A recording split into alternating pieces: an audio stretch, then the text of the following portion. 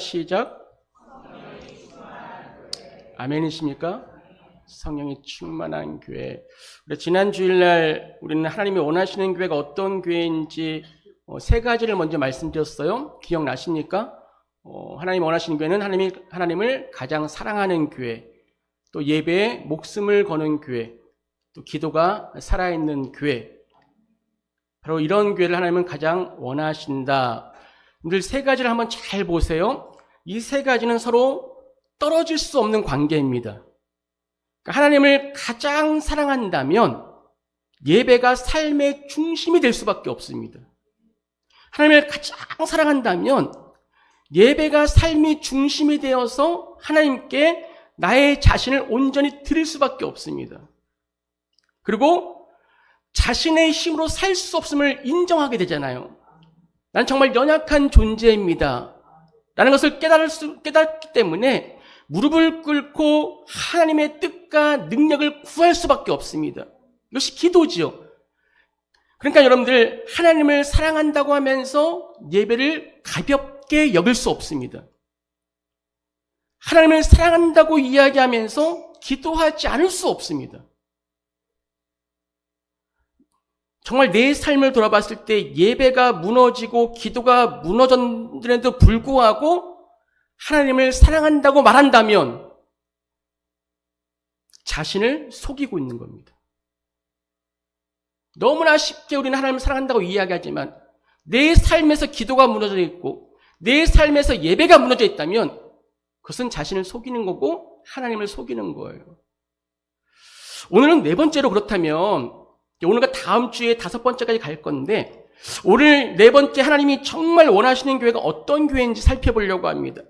예수님께서 승천하신 후에 이 제자들의 공동체를 보면 하나님이 어떤 교회를 원하셨는지 알 수가 있습니다.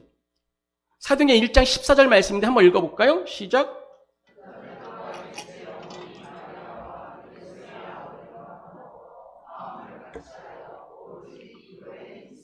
아멘. 제자들이 왜 마음을 같이해서 오로지 기도에 힘썼을까요? 왜 다른 일을 하지 않고 왜 오직 기도에 힘썼을까요?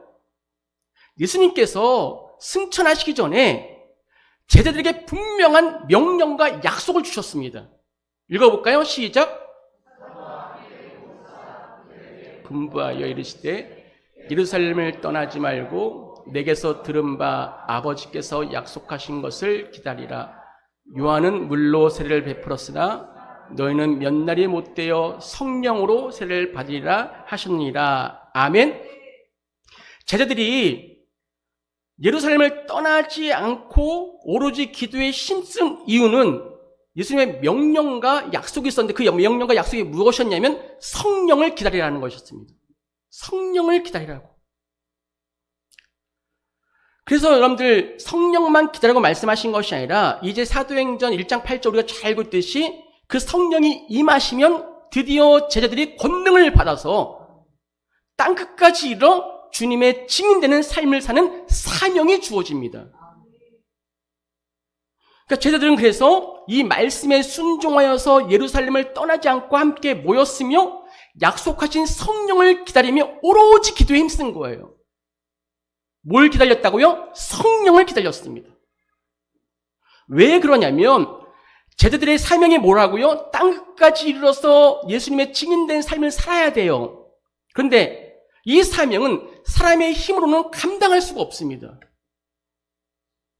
아무리 말솜씨가 좋다고 해도 죄인들을 회개를 시킬 수가 없습니다. 사람이 어떠한 능력으로도요, 죽은 영혼을 살릴 수가 없습니다.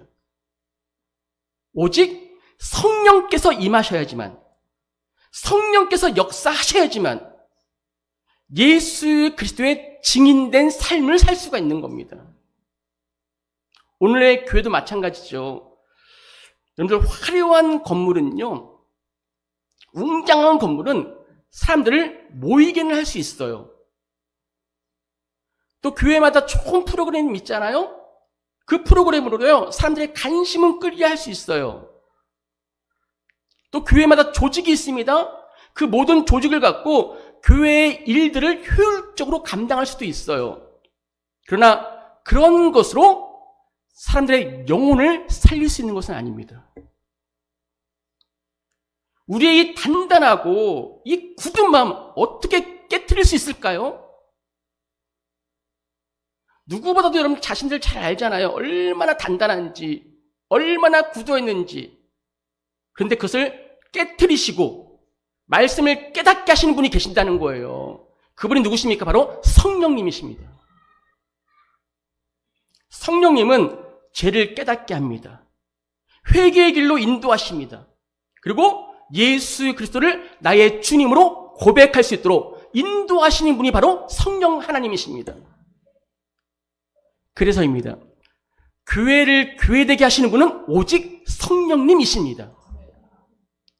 어떠한 프로그램, 어떠한 조직, 어떠한 건물도 아닙니다.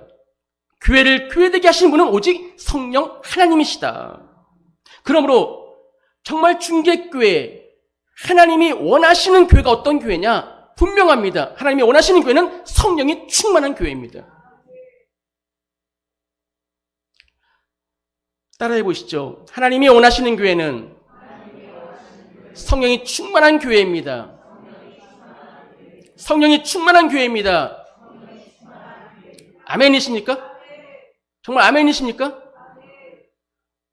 그 아멘이 진짜인지 한번 들어가 보겠습니다.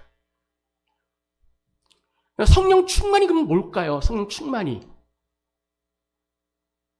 성령 충만은요, 하나님께서 약속하시고 주시는 은혜의 선물입니다. 성령 충만이 뭐라고요? 하나님께서 약속하신 것이고 선물로 주시는 은혜라는 거예요. 오늘 여러분들 본문 1절부터 4절까지 우리 함께 천천히 한번 읽어볼게요. 시작. 오순절 날이 이미 이름에 그들이 다 같이 한 곳에 모였더니 호련히 하늘로부터 급하고 강한 바람 같은 소리가 있어 그들이 앉은 온 집에 가득하며 마치 불의 혀처럼 갈라지는 것들이 그들에게 보여 각 사람 위에 하나씩 임하여 있더니 그들이 다 성령의 충만함을 받고 성령이 말하게 하심을 따라 다른 언어들로 말하기 시작하니라. 아멘.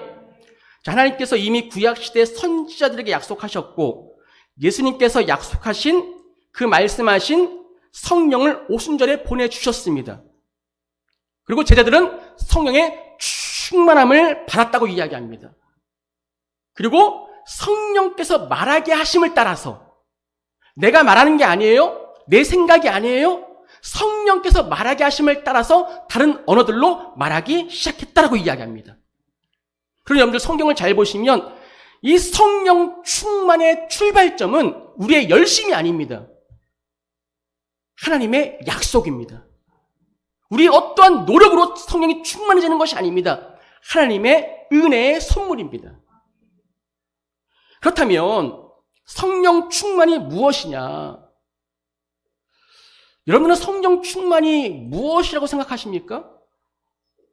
어떤 신비한 힘이나 강한 감정을 느끼거나 특별한 체험을 하면 성령 충만하다고 생각합니다. 나는 이런 특별한 체험이 없어. 그러니 막 TV에서 간증 이야기 나오고 다니엘 기도해 보시면 많은 간증자들이 쓰잖아요. 요즘은 여러분들 그 간증을 쓰기 위해서 또 많은 연습을 또 한다고 하죠. 찾기가 힘들어서. 그런 간증이 없으면 성령 못 받은 거야. 우리는 늘 그렇게 생각합니다. 뭔가 신비한 체험이 있어야 되고 뭔가 신비한 경험이 있어야 되고 뭔가 강한 감정을 내가 받아야지만 성령 충분하다고 생각해요. 여러분, 그런데 성령님은 우리가 필요할 때 사용하는 어떤 힘이나 에너지가 아닙니다. 성령님은 하나님이세요. 믿으십니까? 그 성령 하나님께서 하신 일이 무엇이냐면 우리에게 말씀을 깨닫게 하신다는 거예요. 그리고 예수 그리스도를 주님으로 믿게 하셔요. 더 나아가 죄에서 돌이켜서 하나님의 뜻에 순종하도록 이끄시는 인격적인 하나님이 성령 하나님이십니다. 믿어지십니까? 어떤 신비한 체험이 아니에요. 내가 정말 이 시간에 주님을 나의 구주로 고백하고 있다면 나에게 성령이 내주하고 계시는 겁니다. 말씀이 깨달아지십니까? 죄에서 돌이키고 계십니까? 하나님의 뜻에 순종하며 살아가고 계십니까? 성령님이 함께 하시는 거예요. 에베소 5장 18절에 이렇게 이야기하죠. 읽어볼게요. 시작.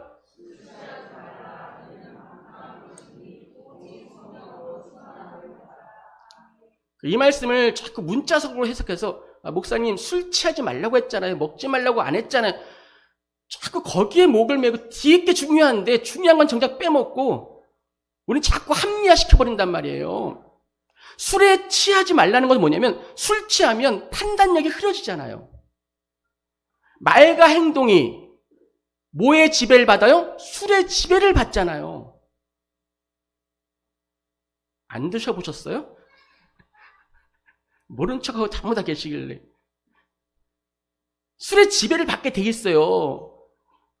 용기가 없던 사람이 막 술 먹으면 막 용기가 생기고, 폭력적이지 않던 사람이 막 술 먹으면 그 폭력적으로 막 바뀌어버리고, 술의 지배를 받는단 말이에요. 그러니까 바울이 지금 말하는 것은 술의 지배를 받지 말고 성령의 충만함을 받으라.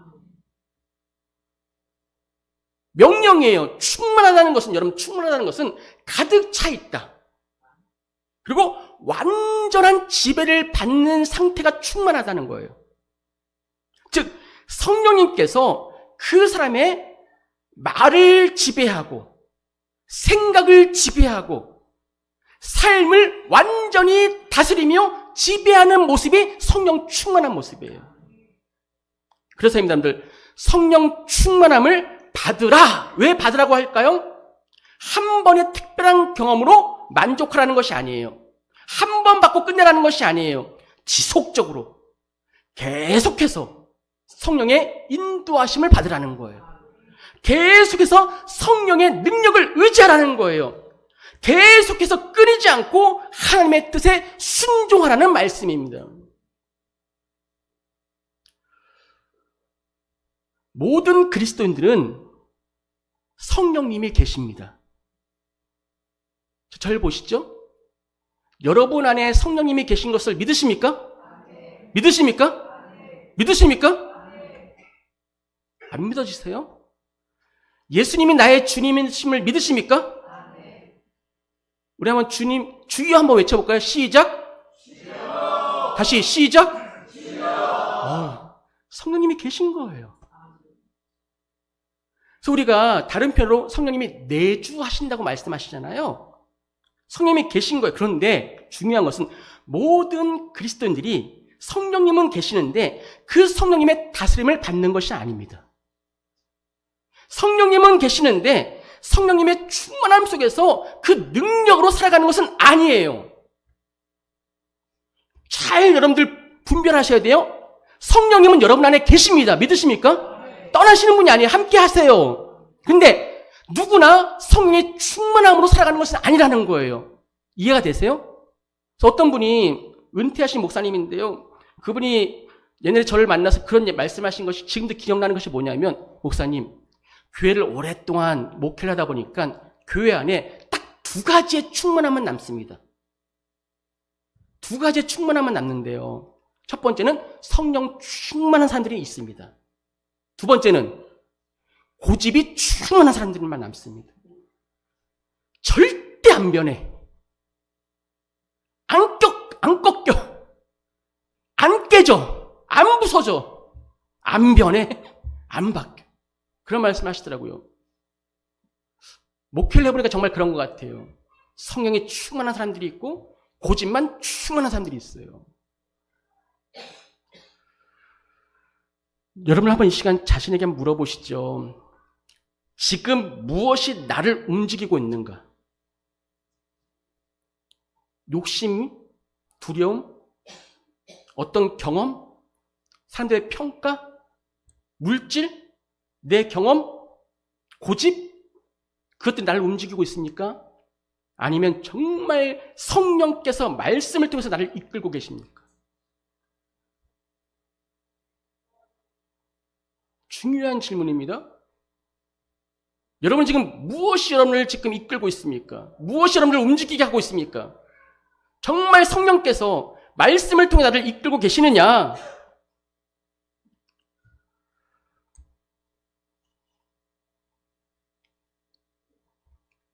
한번 물어볼게요.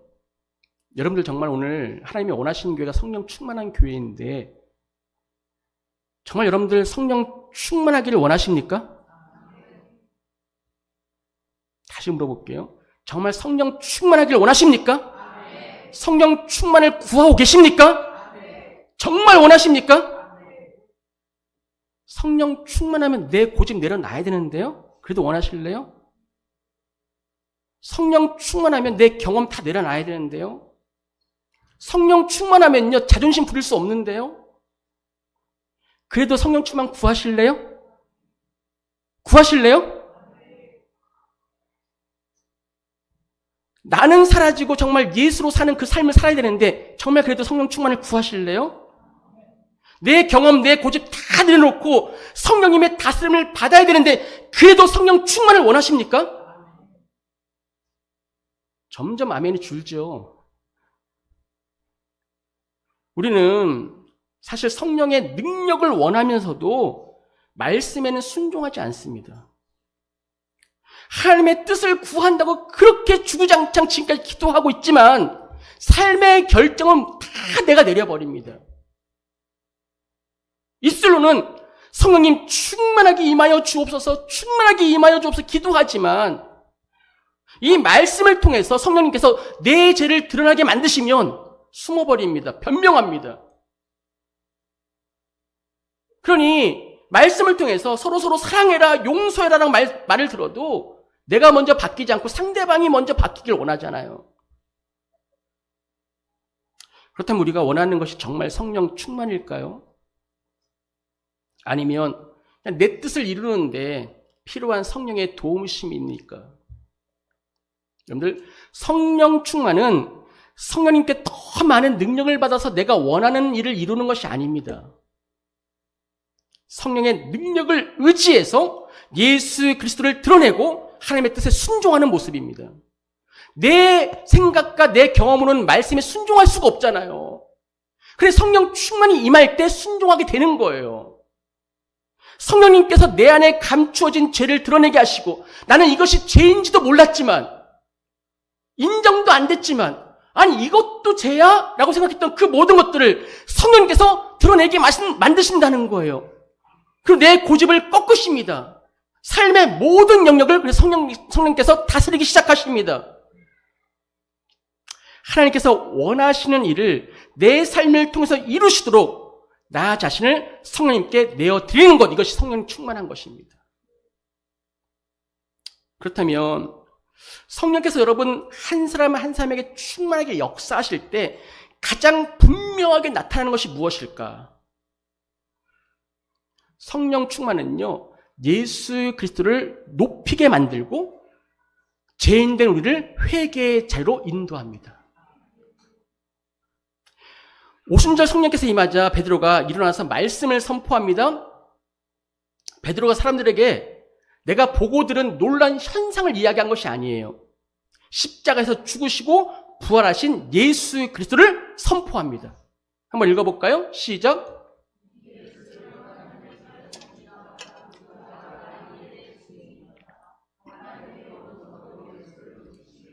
그가 약속하신 성령을 아버지께 받아서 너희가 보고 듣는 이것을 부어주셨느니라. 아멘. 자, 베드로가 선포한 복음의 내용인데 분명합니다. 예수님께서 십자가에서 죽으셨다. 하나님께서 그런데 그 예수님을 다시 살리셨다. 부활하신 예수님은 하나님의 오른편에 높임을 받으셨다. 그리고 살아계신 그 예수님께서 약속하신 성령을 우리에게 부어주셨다. 그럼 여러분들 성령께서 임하셨다는 것은요, 예수님께서 무덤에 계시지 않고 살아나셨다는 증거예요.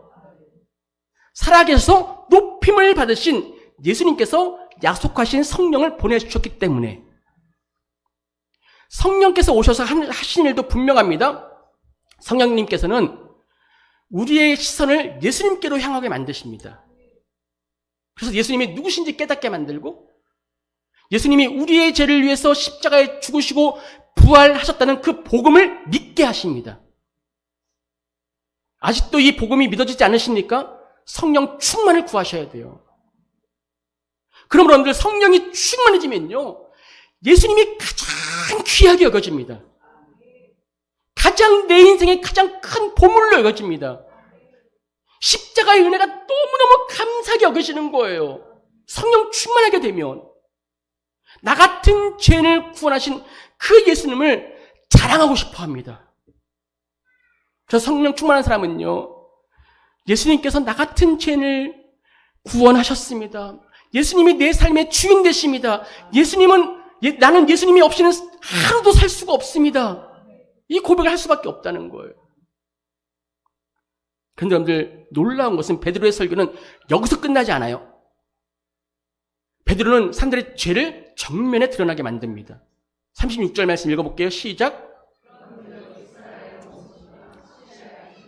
너희가 십자가에 못 박은 이 예수를 하나님이 주와 그리스도가 되게 하셨느니라 하니라. 아멘.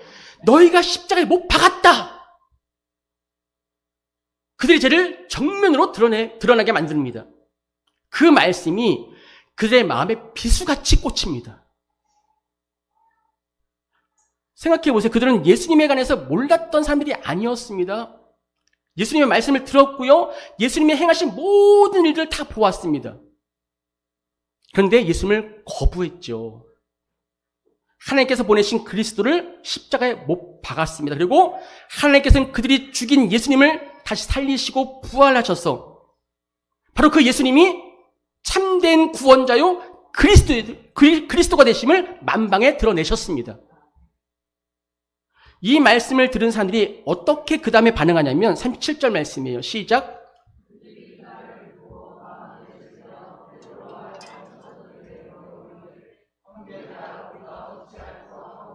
아멘. 빨간 글씨 한번 읽어볼까요? 시작. 어찌할꼬 하거늘. 우리가부터 읽어볼게요. 시작. 우리가 어찌할꼬 하거늘. 그들의 말씀을 듣고 마음이 찔렸어요. 우리가 어찌할꼬. 이것이 말씀을 듣고 성령이 임한 사람의 반응입니다. 성령 충만한 사람은요, 저 사람이 어떻게 됩니까? 이 말씀을 듣고 저 집사님은 좀 바뀌어야 되는데, 이렇게 반응하지 않습니다. 제가 어떻게 해야 됩니까? 제가 하나님 앞에 무슨 죄를 지었습니까? 제가 어떻게 돌이켜야 됩니까? 말씀의 칼끝이 다른 사람을 향하지 않고 나에게 향하게 됩니다. 우리는 2000년 전에 예루살렘에서 예수님을 십자가에 못 박으라고 외친 사람들이 아니죠. 2000년 전에 사람들이 아니니까. 그런데 예수님께서 십자가를 지시고 죽으신 이유는 바로 저와 여러분의 죄 때문입니다. 내 교만 때문에, 내 마음과 미움과 음란과 탐욕과 불순종 때문에 주님은 피를 흘리시고 죽으셨습니다. 그런데 우리는 어떻게 살아왔습니까? 입술로는 예수님을 주님이라고 부르면서 실제적으로는 내가 주인 되어 살아왔잖아요. 하나님을 사랑한다고 말하지만 세상을 더 사랑하며 살아왔잖아요. 이건 교회를 위한 일이야 라고는 말하지만 사실은 내가 인정받기 위해서 그 자리와 고집을 붙잡고 있지 않았습니까? 다른 사람의 허물은 참 크게 보면서 내 죄는 끊임없이 변명했던 사람들이 우리 아닙니까? 오늘 이 말씀이 저와 여러분의 마음을 찔러야 됩니다. 지난 금요일 날 말씀드렸듯이 말씀이 내 마음을 찌를 때 피하지 마십시오. 숨지 마십시오. 다른 사람에게 시선을 돌리지 마십시오. 우리가 어찌할꼬 하거늘 주님, 제가 죄인입니다. 제가 잘못했습니다. 제가 돌이키겠습니다. 하나님 앞에 정직하게 엎드리시기 바랍니다. 그런데 여러분들 아십니까? 그냥 마음이 찔린다고 회개한 것이 아니에요. 눈물 좀 흘렸다고 모두 돌이키는 것이 아니에요. 죄책감을 느끼면서도 같은 죄를 반복적으로 붙잡고 있다면 아직 방향을 바꾸지 않은 거예요. 사람들이 베드로에게 묻죠. 베드로 사도여, 우리가 어찌해야 됩니까? 어찌해야 됩니까? 베드로가 이렇게 이야기합니다. 시작.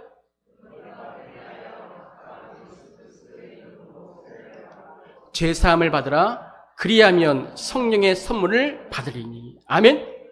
베드로는 회개를 먼저 선포합니다. 그리고 죄에서 돌이켜서 예수 그리스도로 나아가라고 이야기합니다. 그리고 그 믿음을 세례받음으로 고백하고 죄 사함을 받으라고 이야기합니다. 그리하면 무엇을 받는다고요? 성령을 선물로 받게 될 것이다.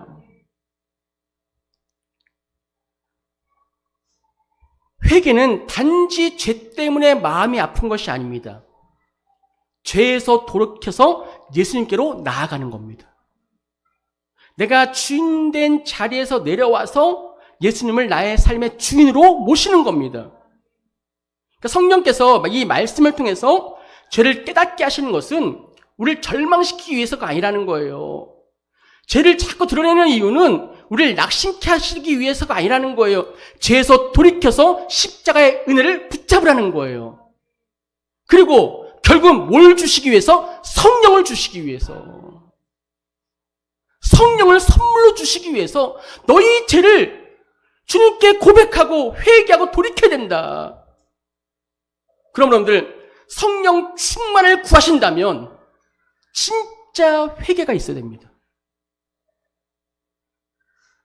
오늘 붙들고 있는 죄를 내려놓으시기 바랍니다.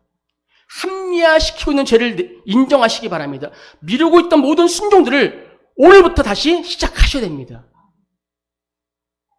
기도하기로 결심했다면 기도하셔야 되고요. 말씀대로 살기로 결심했다면 말씀대로 사셔야 됩니다. 예수님보다 더 사랑하고 의지한 것을 버려야 됩니다. 성령께서 이 말씀으로 내 마음을 찌를 때 오늘 즉시 회개하고 그리스도로 돌이키는 저와 여러분들에게 간절히 축복합니다. 그럴 때 뭐가 임한다고요? 성령이 선물로 우리에게 임하는 겁니다. 먼저 뭐 하셔야 돼요? 회개가 먼저입니다. 돌이키는 것이 먼저입니다. 죄 사함이 먼저입니다. 그럴 때 성령의 충만함을 받을 수 있다는 거예요. 오늘 말씀에 이제 결론을 쭉 이어져 가는데 가장 중요한 것은 무엇이냐면요. 이 성령의 역사는 그냥 마음 찔리고 회개한 데서 끝나지 않았어요. 회개한 사람들이 성령을 받으니 말씀을 대하는 태도가 달라졌습니다. 성도들의 관계가 달라졌습니다. 다시 말하면 세상을 살아가는 목적이 달라졌어요. 성령이 충만하기 전에는 예배는 드리지만 교회에 나와 앉아있지만 물질이 내 삶의 목적이었습니다. 먹고 사는 문제가 더 급했습니다. 하지만 성령의 충만함이 임하면 그 세상을 살아가는 목적이 달라진다는 거예요. 여러분의 삶의 목적은 어디에 두고 계십니까? 성령님께서는요, 죄를 예수의 그리스도로 돌이키실 뿐만 아니라 돌이킨 그 사람을 그 사람의 삶과 교회를 새롭게 시작하게 만드십니다. 그래서입니다. 성령이 충만하면 예배가 삶으로 이어집니다.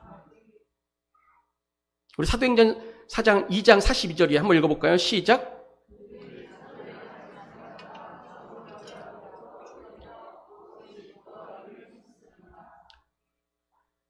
잠시 회개하고 성령 받고 감동받았다고 말하지 않잖아요. 힘썼다라고 이야기해요. 힘썼다. 성령 받은 사람들은요, 사도들의 가르침을 받는 것에 힘씁니다. 기도하는 일에 힘씁니다. 서로 교제하고 떡을 떼는 일에 힘씁니다. 이 부분은 이제 다음 주에 조금 제가 좀 깊게 말씀드릴 거고요. 그러니 여러분들, 성령을 받은 사람은요, 이 복음의 은혜가 일상의 삶으로 이어졌다는 거예요. 성령 충만히 받으면요, 그 삶이 일상에서 나타납니다. 삶에서 나타납니다. 여러분들, 이런 거예요. 성령 충만히 임하면 이 들은 말씀이 순종이 됩니다. 성령이 충만히 임하면 예수님께 그 받은 사랑을 나누어 주는 사람이 됩니다. 성령이 충만히 임하면 내가 드린 그 기도가 내게 새로운 삶으로 나타납니다. 그러니 여러분들, 성령 충만하면요, 예배 시간에만 마음이 뜨거운 것으로 끝나지 않아요. 예배 시간에만 이 감정이 막 고조되어서 눈물 흘리는 것으로 끝나지 않아요. 성령이 충만하면 그 예배에서 고백한 그 모든 고백의 내용들, 그 말씀들이 삶이 됩니다. 뭐 하면? 성령이 충만하면. 정말 주님만 사랑합니다 라고 찬양을 드렸다면 삶에서는 주님보다 더 사랑했던 것을 내려놓지 못했던 사람이 성령이 충만해지면 주님보다 더 사랑했던 것들을 내려놓게 됩니다. 주님께 순종하겠습니다 고백했지만 그렇게 살지 못했던 사람이 성령이 충만해지면 주님의 말씀에 순종하는 사람이 됩니다. 늘 고백하죠. 우리 막 축복하잖아요. 오늘 축복성 부르는데 여러분의 모습이 얼마나 아름다운지 축복성만 부르다 끝났으면 좋겠다고 싶을 정도로 서로 막 축복을 많이 해주세요. 서로 사랑하겠다고 축복하겠다고 기도하고 같이 찬양했지만 아직도 용서하지 못하고 사랑하지 못한 사람이 있다면 그랬던 사람이 성령이 충만해지면 먼저 손을 내미는 사람이 됩니다. 그리고 용서를 구하며 사랑하는 사람이 된다는 거예요. 중요한 거는 성령이 충만하냐. 혹시 예배는 끝났는데 은혜 받고 고백한 그 말씀은 다 사라져버리고 찬양은 끝났는데 삶이 그대로라면 여러분 자신을 돌아보셔야 됩니다. 예배 후에 그 삶의 예배가 더 중요하다는 거예요. 혹시 우리의 모습이 이런 모습 아닙니까? 여러분들 성령 충만은요 예배 시간의 감동으로 끝나지 않습니다. 예배에서 만난 하나님을 가정과 일터와 모든 관계 속에서 순종하면서 살아가는 것으로 나타납니다. 여러분 모두가 이 시간을 통해서 성령의 충만함으로 능력 있게 살아가기를 주님의 이름으로 축원합니다. 우리 중계교회가 정말 하나님께서 원하시는 교회는요 성령 충만한 교회예요. 성령만 임재해 있는 교회가 아니에요. 내 안에 그냥 내주하고 계시는 그런 교회가 아니에요. 하나님이 원하시는 교회는 성령 충만한 교회입니다. 그 성령이 능력으로 나타나셔야죠. 역사함으로 나타나셔야죠. 여러분 한 분 한 분이 성령 충만해지기를 주님의 이름으로 축원합니다. 축원합니다. 우리 옆 사람 한번 이렇게 이야기하고 있죠. 성령 충만합시다. 성령 충만합시다. 자, 이제 이 성령 충만의 말씀을 실제적으로 우리 중계교회 예배에 적용해 보려고 합니다. 제가 여러분들에게 2주 전에 그런 광고를 드렸습니다. 여러분 영적 상태가 좋아지면 예배를 새롭게 디자인하겠다. 다음 주부터 예배를 새롭게 디자인합니다. 오해는 하지 마세요. 그러니 우린 영적 상태가 참 좋아진 거야. 너무 안 좋기 때문에 하는 겁니다. 못 기다리겠다. 이것만큼은. 이 예배만큼은 이 쉽게 오지 않겠다. 이 영적 상태가 좋아지는 게. 더 이상 미루면 안 되겠다. 자꾸 밀면 사탄이 주는 마음 같아요. 내일 하면 되지. 다음 주에 하면 되지. 그 다음 주에 하면 되지. 사탄은 자꾸 내일로 미루잖아요. 여러분들 내일이 있어요? 없어요? 내일이 있어? 없어요? 내일 되면 또 오늘이잖아요. 우리에게 내일이 없어요. 오늘만 있는 거지. 그래서 야 이번 당장 빨리 예배를 디자인해서 좀 무덥지만 좀 가야겠다. 여러분들이 상태가 좋아서 가는 것이 아니라 여러분 상태가 좋아지라고 가는 겁니다. 지난주 오후 예배 때 잠시 말씀드렸어요. 다음 주일부터 예배가 바뀝니다. 오늘 말씀을 잘 들으시고 적용하셔야 돼요. 지난주에는 제가 오전 예배, 오후 예배 좀 다르게 말씀드렸는데 오전 예배, 오후 예배 동일합니다. 오전 예배와 오후 예배 동일하게 예배 전에 새울림 찬양단이 앞에서 인도하던 찬양을 멈춥니다. 실망한 눈빛들. 이쪽은 안 실망하는데 이쪽은 막 실망하시는데. 지난주에는 제가 오후 예배는 새울림 찬양님 좀 하려고 했는데 오후까지 다 내리겠습니다. 오후 잠깐 찬양을 멈춥니다.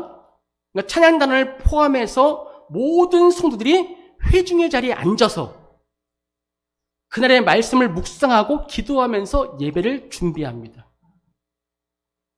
그동안 우리 새울림 찬양단 매주일 정말 일찍 나와서 기도하시고 준비하시고, 우리 최규환 스님은 곡을 막 2달 전부터 뽑으셔서 막 열심히 기도하시고 준비하시고 귀하게 섬겨주셨잖아요. 몸이 힘들 때도 아플 때도 맡겨진 자리 잘 지켜주셨어요.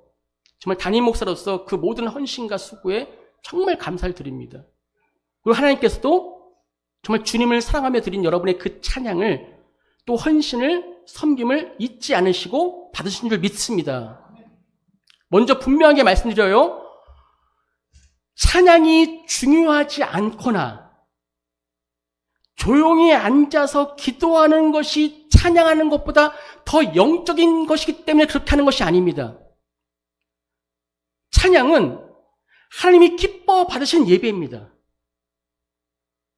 찬양은 곡조 있는 기도입니다. 찬양은 하나님을 높이며 구원받은 성도가 마땅히 들어야 될 믿음의 고백입니다.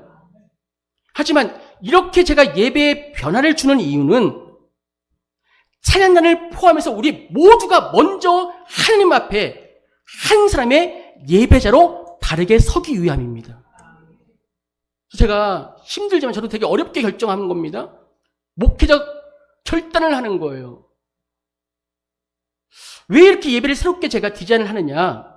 첫 번째 이유입니다. 예배의 중심을 말씀과 기도 위에 다시 세우기 위함입니다.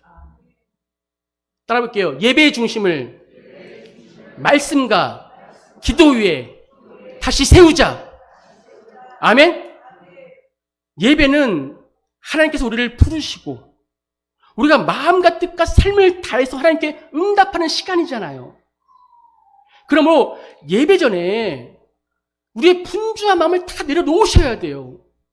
저희 교회가 태계원으로 이사와서 가장 지금 안 되는 것 중에 하나가 무엇이냐면 예배 전에 너무 분주합니다. 이 분주함을 내려놓으셔야 돼요. 지난주에도 제가 말씀을 드렸지만은 이 태계원에 있는 시간만큼은 우리가 예배대로 세워져서 새로운 곳으로 가셔야 됩니다. 새로운 곳에 가서 예배대로 세우시면 안 돼. 늦어요. 하나님 앞에 바르게 서야 됩니다. 그날 선포될 말씀을 묵상하십시오. 말씀 앞에 내 삶을, 내 마음을 살펴보십시오. 숨기고 있는 죄를 하나님께 고백하는 시간을 가지십시오. 언제요? 예배 전에. 말씀을 들을 귀와 순종할 믿음을 달라고 성령님의 간절함을, 성령님의 충만함을 구하십시오. 여러분들, 모든 성도는요, 하나님 앞에 서 있는 예배자잖아요. 우리는 지금까지 많은 교회가 마찬가지지만 누군가가 내 마음을 준비해 주기만을 기다립니다.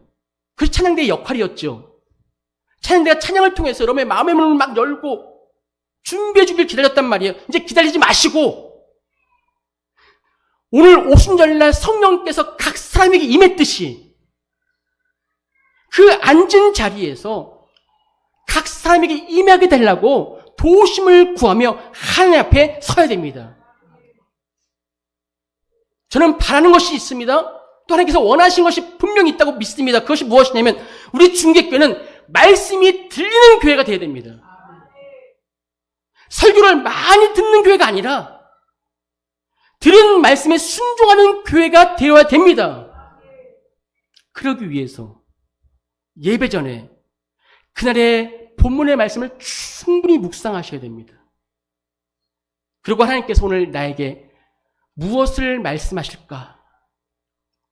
하나님, 제게 무엇을 원하십니까? 제가 버려야 될 죄가 무엇입니까? 오늘 말씀을 통해서 나에게 주시는 순종의 이야기가 무엇입니까? 그 말씀을 들을 귀와 순종할 마음을 주십시오. 기도로 준비하시기 바랍니다. 두 번째 제가 이렇게 예배를 디자인한 이유는 이것입니다. 읽어볼게요. 시작.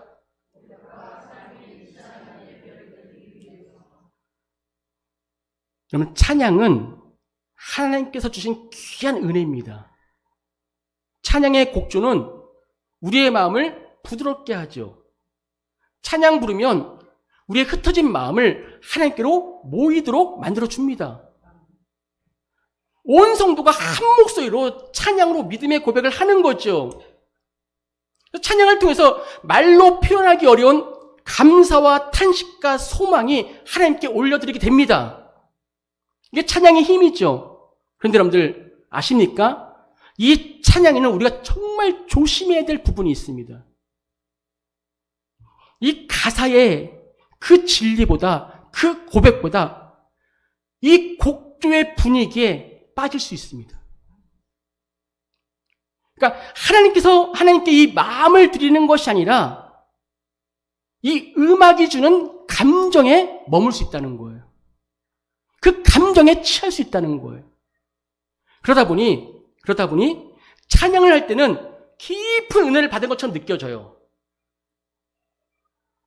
두 손을 들고 눈물을 흘리면서 막 주님을 찾지요. 그런데 그 찬양이 딱 끝나면 감동이 사라집니다. 아니, 우리 새로운 찬양단 저를 보고 한번 봐주시죠. 정말 우리 찬양을 인도하시는 분들이신데 그 찬양을 부르시고 정말 삶이 달라지셨습니까? 정말 달라지셨습니까? 여러분들 찬양을 부르고 나서 삶이 달라지셨습니까? 이 찬양의 곡조는 우리의 고백을 돕는 귀한 그릇이죠. 그런데 이 곡 자체가, 이 선물 자체가 예배의 중심이 되어서는 안 됩니다.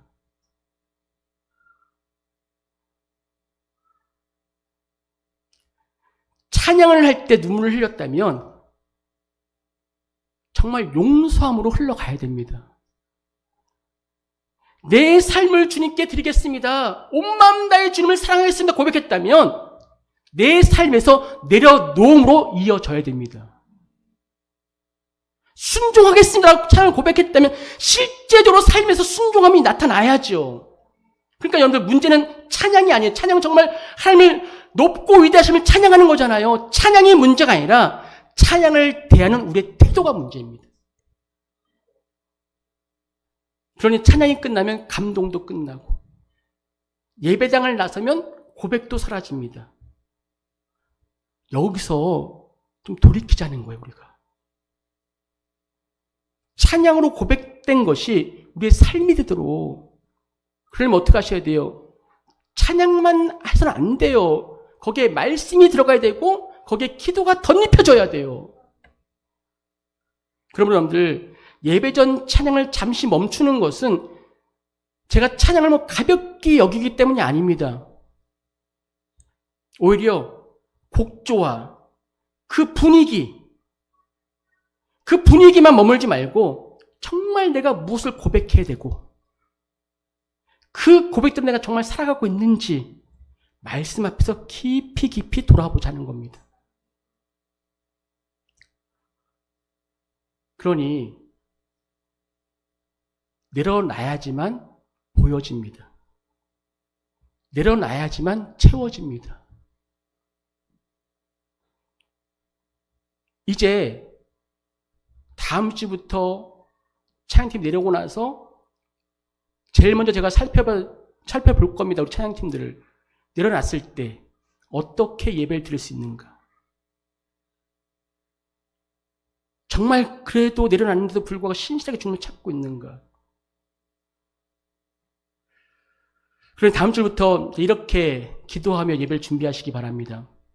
다음 주부터는 10시 반에 딱 오시면 교회 안에서 잔잔한 음악이 흐릅니다. 그럼 여러분들은 뭘 하셔야 돼요? 앉으셔서 주보를 보시고 또 앞에 내용을 이제 띄울 거예요. PPT에 오늘 주시는 말씀이 무엇인지 그 말씀을 10번, 20번 읽으십시오. 묵상하십시오. 말씀을 묵상하시면서 오늘 나에게 어떤 말씀 주실지 기도하십시오. 제발 들어오면서 반갑죠. 반가운 인사는 점심 식사 때 하시고요. 들어오실 때부터 준비된 마음으로 들어오시라는 거예요. 그리고 앉으셔서 분주한 마음들, 세상으로 정말 부패한 이 마음들, 세상에 뺏겼던 이 마음들을 좀 조신하게 말씀을 묵상하시면서 기도하시면서 말씀을 준비하십시오. 다음 주부터 앞에 화면에 기도의 제목과 말씀 제목들이 이제 새겨집니다. 그러면 그것을 보시면서 기도하시는 거예요. 그리고 또 하나, 다음 주부터 주보의 강구의 내용이 예배 전에 이미 떠 있습니다. 그러니까 예배 시간에 제가 강구 길게 안 해요. 예배 전에 강구 보시고 기도해 주세요. 충분합니다. 30분이면. 그렇게 11시가 되면 제가 타종을 치며 예배가 시작됩니다. 예배 순서도 많이 바뀝니다. 다음 주에 한번 해보시면 되고요. 두 번째, 오후 예배. 주방 봉사하시는 분들 외에는 식사 후에 모두 자리에 앉으시기 바랍니다. 그리고 신앙 일기를 펴셔야 됩니다. 신앙 일기 어디에 두셨는지 다 아세요? 집에 어디 계셔요? 일단 잘 모셔놨죠? 예.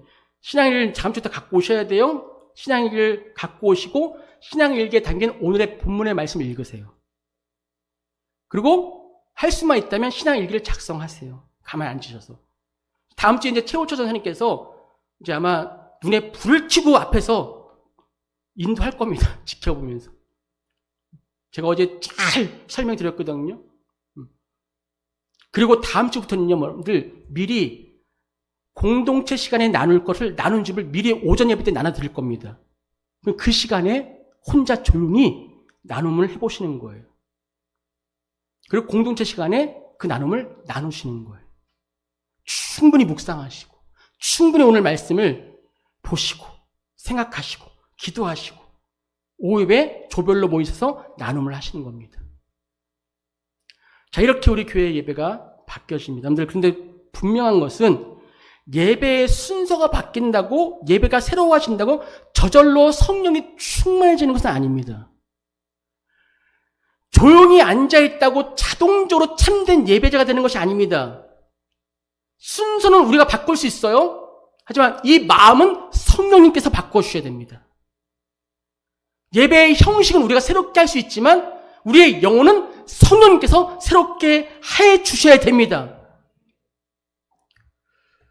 이번 예배의 변화의 목적을 해서 조용한 분위기 만들자 이런 거 아니에요. 예배 순서를 좀 바꿔보자 이거 아니에요. 우리 중개교회 성도님들의 마음이 달라져야 됩니다. 예배를 대하는 태도가 달라지셔야 됩니다. 말씀 앞에서는 그 자세가 달라져야 됩니다. 예배 후의 삶이 달라져야 됩니다. 우리에게 필요한 건 그래서 단순히 조용해지는 거 아닙니다. 말 안 하는 것이 아닙니다. 말씀이 들리는 예배가 되어야 됩니다. 죄인이 회개하는 예배가 되어야 됩니다. 예수 그리스도만 높아지는 예배가 되어야 됩니다. 하나님이 기뻐 받으신 예배가 되어야 됩니다. 들은 말씀을 삶으로 살아내는 예배가 되셔야 됩니다. 그러니 여러분들 결론을 말씀드릴게요. 새울림 찬양단만 인도자의 자리에서 내려오는 거 아닙니다. 여러분 모두가 내 고집과 내 자존심과 내 경험과 내 교만과 그 분주함과 익숙함을 다 내려놓으셔야 됩니다. 그리고 하나님 앞에 한 사람의 예배자로 서야 됩니다. 기억하십시오. 형식을 바꾸는 것이 목적이 아닙니다. 성령님께서 우리 모두를 새롭게 하시도록 내 자신을 내어드리는 것이 목적입니다. 성령을 갈망하는 교회, 성령의 다스림을 받는 교회, 성령의 능력으로 충만한 교회, 그 교회가 우리 중개교회가 되기를 간절히 축복합니다. 그래서 우리 교회가 정말 성령으로 충만하여서 말씀에 순종하고 서로를 살려주며 서로를 일으켜 세워주며 함께 걸어가는 오직 예수 그리스도만 자랑하고 드러내는 우리 모두가 되기를 주님의 이름으로 축원합니다. 같이 일어나서 함께 찬양합니다.